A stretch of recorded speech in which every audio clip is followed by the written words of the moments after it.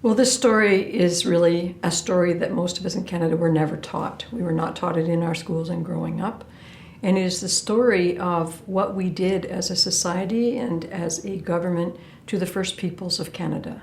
What we did for almost 150 years was pass laws and policies that allowed us legally to round up Aboriginal children, to remove them from their homes and families and communities and everything that was familiar to them, and to place them in residential schools where they were away from everything familiar for weeks, sometimes months, and sometimes years at a time. There we had a primary goal, and it was to so-called civilize the so-called savages and to Christianize them and to do everything that we could so that over the course of time they would be fully assimilated into Canadian society and there would be what was deemed to be no more Indian problem.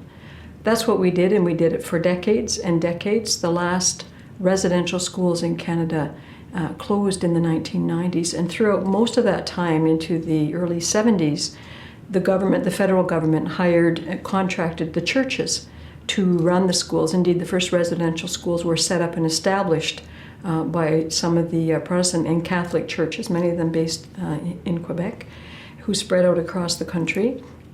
And then these mission schools became eventually government-run schools and residences in the later 70s and 80s. And what we know now, thanks to the bravery and the courage of those little children who grew up to be adults and started speaking up about what had happened to them, is that those experiences not only were in and of themselves very traumatizing, but they happened in situations where the children were ripe for abuse in cases where there were any deviants in the midst. And so there was a tremendous amount of physical abuse. There was a far greater amount of sexual abuse than anybody ever knew when we started having this national conversation.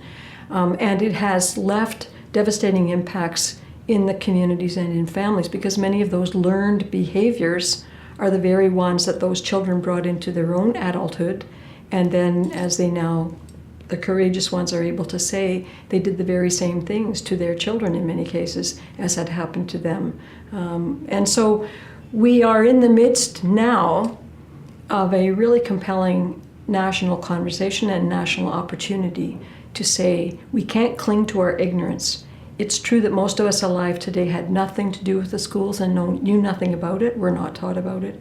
But it is also true that we live in the present, and we are the ones who will be responsible for the future. So we are all invited to have this enormous and I think compelling conversation about who we really are as a country, who we really have been as a country, and who do we want to be as a country. How do we want to live up to the values that we claim about ourselves throughout the world? And how do we provide proper redress and build meaningful relationships between the First Peoples, the Indigenous peoples of Canada, and all the rest of us who have come from so many other parts of the world?